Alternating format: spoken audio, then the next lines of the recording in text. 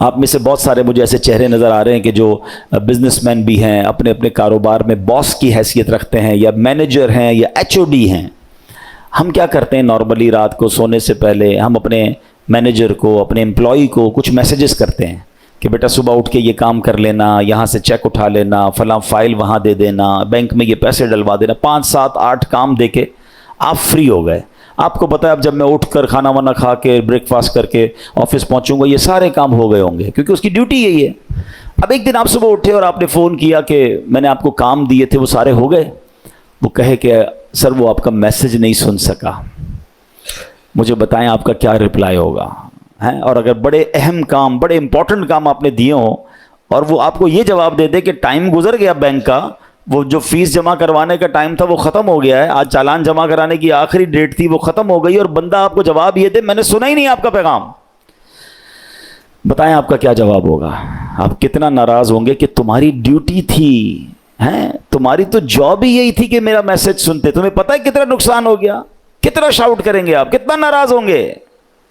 آپ کا کوئی میسج نہ سنے آپ کو برا لگتا ہے۔ مجھے 40 سال ہو گئے، کسی کو 50 سال ہو گئے، کسی کو 30 سال ہو گئے اس دنیا میں آئے ہوئے، سب کے گھر میں قرآن ہے، سب کے گھر میں اللہ کا میسج آیا ہوا ہے۔ کیا آپ نے پڑھ لیا ہے؟ آپ نے سن لیا ہے؟ آپ نے سمجھ لیا ہے؟ سوچیں، اللہ کی بارگاہ میں اگر اللہ ناراض ہو گیا تو ہم کدھر جائیں گے؟ نہ کریں ایسا۔ یا تو ایسا ہوتا نا کسی بھی چیز کا ٹائم نہیں ہے، سب چیزوں کا ٹائم ہے، سوشل میڈیا کا ٹائم ہے، فیملی کے لیے ٹائم ہے، کھانے پینے کا ٹائم ہے، نوکری کا ٹائم ہے، گھومنے پھرنے کا ٹائم ہے، دوستوں میں جانے کا ٹائم ہے، اب تو جم ٹائم نیا آ گیا ہے جناب، جم ٹائم ہے، واکنگ ٹائم ہے، سب ٹائم ہے آپ کے پاس۔ افسوس یہ ہے کہ قرآن ٹائم نہیں ہے۔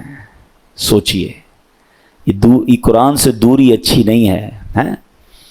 آپ کو پتہ ہے جب میں اور آپ قبر میں جائیں گے نا، سارے سافٹ ویئر آف لائن ہو جائیں گے، جتنے سافٹ ویئر ہم کھولتے ہیں نا، قرآن قبر میں بھی آن لائن ہوگا۔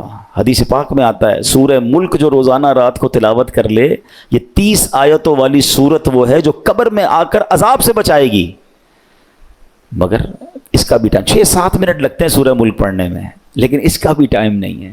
اچھا اگر میں قرآن نہیں پڑھ رہا، اب آپ اس کا امپیکٹ سوچئے گا، اگر ہم قرآن سے دور ہو گئے تو ہمارے بچوں کا کیا حال ہوگا؟